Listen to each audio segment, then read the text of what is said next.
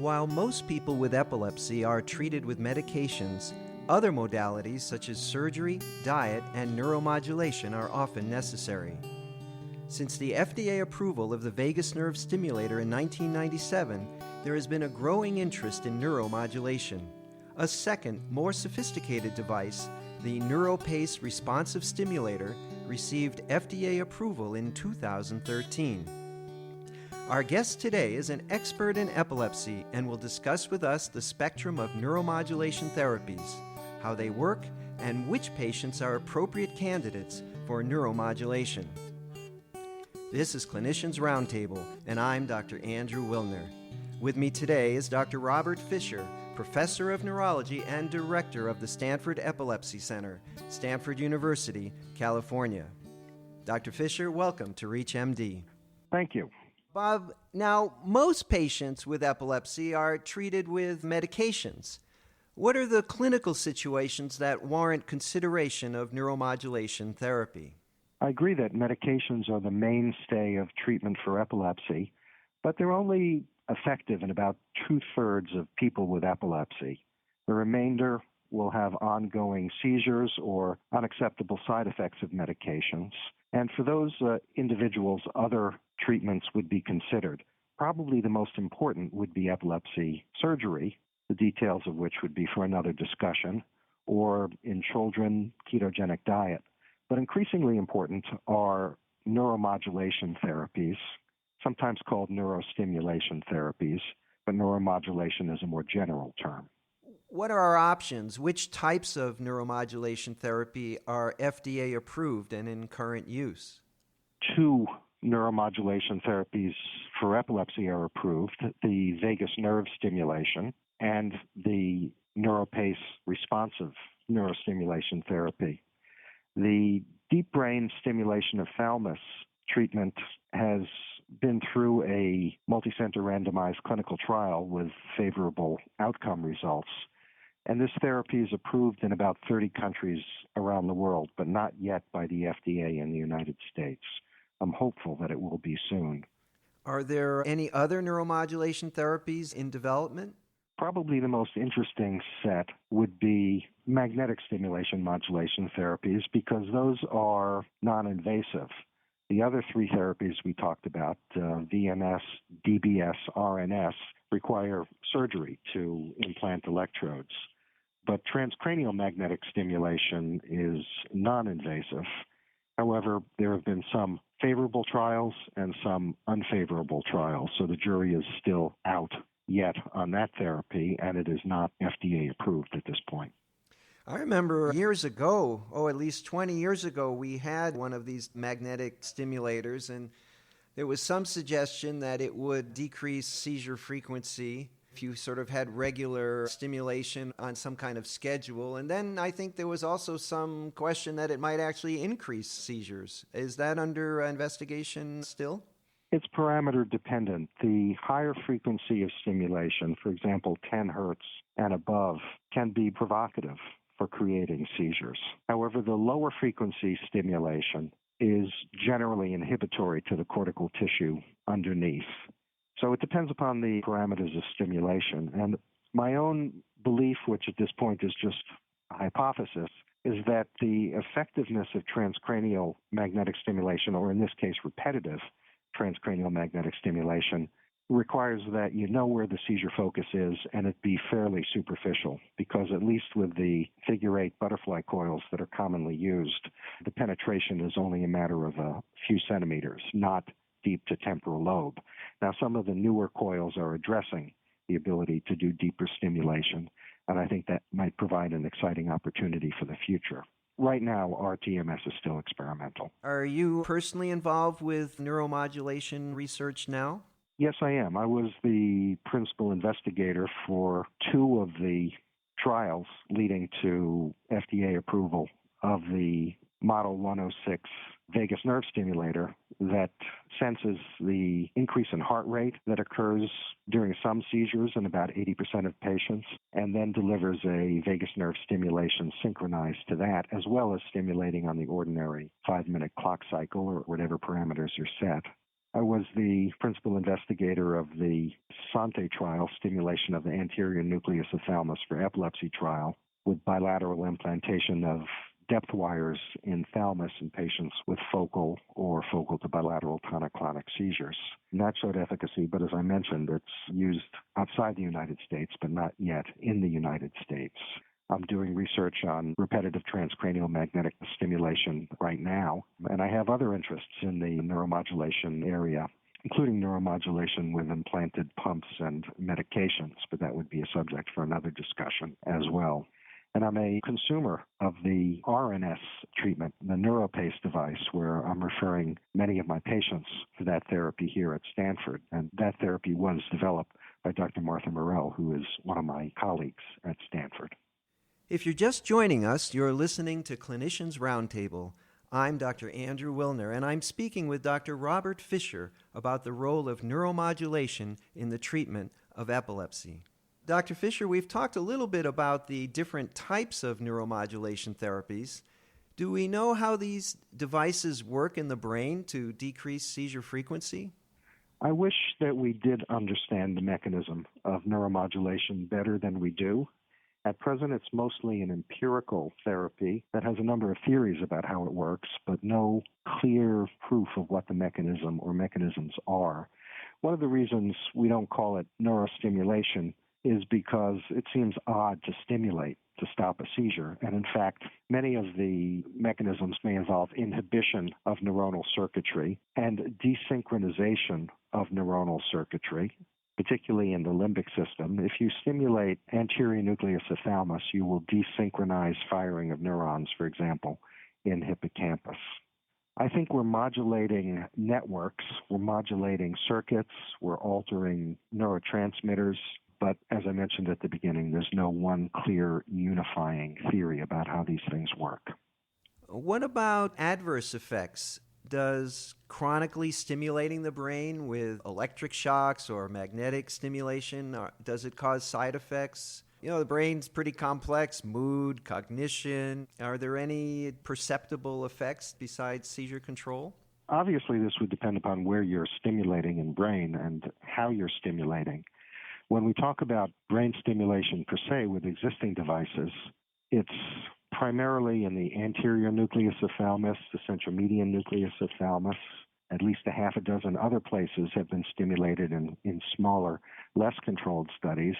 And then the responsive neurostimulation has a large experience and a positive controlled study stimulating at one or two regions that give rise to the seizure focus.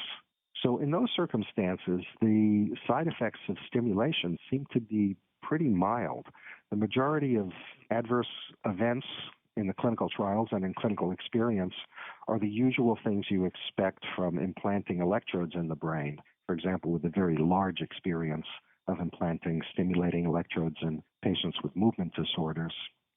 Sometimes the stimulation can, as you alluded to before, provoke seizures, and that's usually easily addressed by turning the intensity of the stimulation down. Sometimes there can be unpleasant paresthesias, there can be infections. There could be a theoretical concern that over time the stimulation might kindle, as in the animal model of kindling, but we haven't seen that, including in patients who've been stimulated now for over 10 years, so that must be a fairly rare effect. The patients cannot feel when the stimulation is on in their brain. They don't know it. They can feel the vagus nerve stimulation on because they get a sensation in their throat.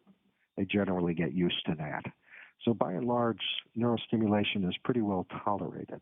If I recall correctly, the vagus nerve stimulator was actually approved as a treatment for depression. I'm not sure how widely it's used, but that suggests that there is some impact on mood by neuromodulation.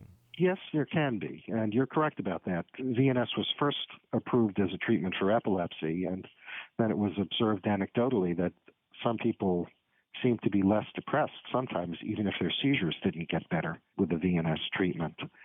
So it did achieve approval by the FDA as treatment for depression after, I believe it was 4 other modalities of treatment for depression had not been successful. And some psychiatrists still use it for that. We in the epilepsy world are happy to have that as a beneficial side effect when we're using it to treat seizures. Now, RNS seemed to, in its clinical trials, have no signal either for or against depression. The deep brain stimulation Sante trial had increased reports of depression in the blinded phase for the stimulation group compared to the treatment group. Most of those people had depression beforehand and were reporting a subjective worsening. But a study long-term after 5 years, which analyzed depression in greater detail, actually found that the patients overall were less depressed in the long term. So that might have just been an acute or a spurious effect. I am surprised that stimulation does not have more effects than it does on normal functions. For example, I would have expected it would have had a greater impact on the sleep-wake cycle because the brain and the thalamus are very important for sleep. But so far, no signal really shows up. Well, along those lines, at least one of these devices, the NeuroPace responsive stimulator, continuously records brainwave patterns which can be stored and reviewed.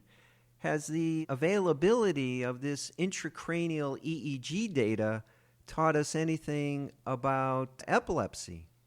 Yeah, it's a very good question, Andrew, because we haven't really had an opportunity before to benefit from what the cardiologists benefit from all the time, with implanted heart monitors that give you information over weeks or months. And this device is the first such instance.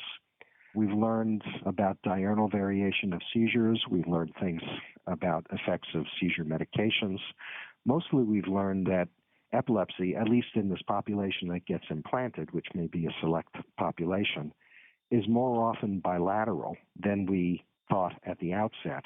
And it can take a long period of time, weeks or sometimes even months, before the bilaterality of intermittent seizures becomes evident. Ultimately, I'm hoping that we will learn something from this data that will allow us to predict seizures and to do something to head them off at the pass. Well, before we close, Dr. Fisher, I'd like to give you an opportunity to speculate on the future of neuromodulation devices. Do you think that medications are going to become so effective that devices will no longer be needed, or do you think the devices will become so effective with so few side effects that they might replace medications?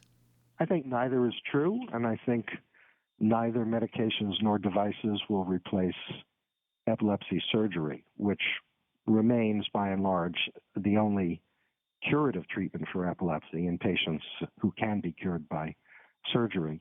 The neuromodulation treatments are, by and large, palliative. Having said that, there certainly are some patients, perhaps 10-20% of them, who become seizure-free for quite extended periods of time, and that's a very welcome development. But by and large, neuromodulation treatments are palliative. They don't apply to everyone. For example, the responsive neurostimulation treatment only has 2 places that you can stimulate. Each electrode, either a strip or a wire, has 4 contacts, but in order for it to work, you need to have 1 or 2 at the most seizure foci that you know where they are, but you don't want to take them out. So that's only a certain subpopulation of people, although it includes people with bilateral temporal lobe epilepsy, which is a pretty large population. With DBS, you don't have to know where the seizure focus is, but it's not responsive to the individual seizures. I would say that responsive neurostimulation is that, but it's probably also more than that, because some patients get stimulated hundreds of times a day to electrographic changes that the device is programmed to sense. And so it itself probably has a long-term neuromodulatory effect as well as a responsive neurostimulation effect. And this is evident for all 3 modalities of neuromodulation, VNS, DBS, RNS. They become more effective over time. In the blinded phases of RNS and DBS, there were about 40% average seizure reductions, but by 3, 4, 5 years, you're closer to 70% median seizure reductions compared to baseline. This differs, for example, from stimulation for Parkinson's disease, where you see the effect in the operating room as soon as you turn on the stimulator. So there must be some long-term plastic changes happening here. Now, as for the future, I think the use of neuromodulation is going to grow. Indications for it are growing. The importance of it in the world of epilepsy will be growing. If it can be made less invasive, I think it will start growing even faster. But it always will be an alternative, in my view, to medications, which will remain the first line of treatment, and potentially to surgery that might be able to cure the seizure focus. So a limited role, but I think a bright future. Bob, I want to thank you for joining us today and sharing your experience and insights regarding neuromodulation therapy and the treatment of epilepsy. You're very welcome. It was a pleasure to chat with you. I think we're going to have to speak again, and I'm looking forward to reviewing with you the results of your ongoing research. Thank you very much, Andrew, and I look forward to talking with you again. I'm your host, Dr. Andrew Wilner. To access this episode and others in this series and to download the ReachMD app, please visit reachmd.com, where you can be part of the knowledge. We encourage you to leave comments and share this program with your colleagues. Thank you for listening.